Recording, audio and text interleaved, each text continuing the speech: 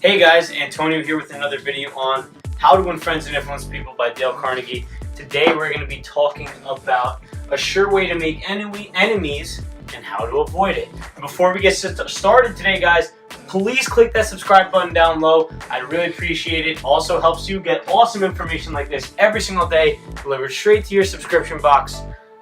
Let's get started. So, how do you make enemies then? The reason why I'm telling you this is so you can find ways around it. Argue with other people. Tell them they're wrong as soon as you talk to them. Okay? Easy way to get people to hate you. Tell them they're wrong. Don't even think about it. Be like, nope, that's not true. What that will cause the other person to believe now is that you're insulting their intelligence, judgment, and pride.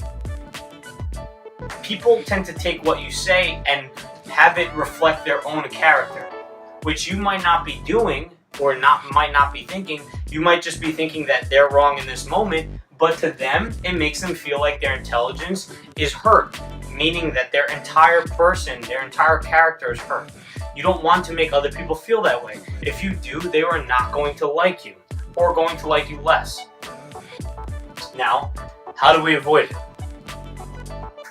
So if you're trying to prove people wrong, don't let them know about it. Be very subtle about it. And the way I like to do this is through my actions. Right? If we go back to 48 Laws of Power, there's a chapter on that about winning arguments through actions, not through talking. Because when you talk, you hurt the other person. And when you do it through actions, you show them exactly what you plan on seeing. What happens when you do that thing. That's the best fact, the best way to back up your opinion, by show them through your actions. Another great way to avoid an argument if it's about to happen is you basically bring up something that you think might be beneficial to the other person by saying something along the lines of like, if I was in the situation, I might do this, and I might be wrong, but let's look at the facts.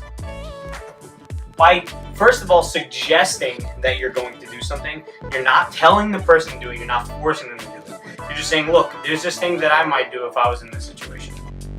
Then when you say, I may be wrong, it automatically diffuses any bad power, any negative energy that was in this situation. And it says, look, I'm willing to be open and honest and open-minded about this entire situation, because I could definitely be wrong here. So now you're suggesting to the other person that they do something. Then you tell them that you may be wrong, which makes you now become more humble and make the other person think, okay, this person may be wrong, but let me look at what they have to say. Then when you say, let's look at the facts, you're showing, look, I'm willing to look at the situation and look at a different point of view. Let's look at what we can change ourselves from the situation. So those are a couple ways on how to avoid it. And the main principle here is you want to show respect for the other person and never tell them they're wrong. The second you tell them they're wrong, boom, that's it. You think they are offended. You don't want to offend the other person.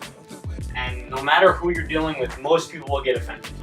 Only people that know this information and know not to get offended, have become very self-aware, will not get offended to these things, but most people will. So, hope you enjoyed today's video on how to make enemies and how to avoid arguments. I'll leave a link in the description down below for you to purchase a copy of this book on Amazon, guys. Remember to subscribe, and remember that a chapter a day allows for success to make way. I'll catch you in the next one.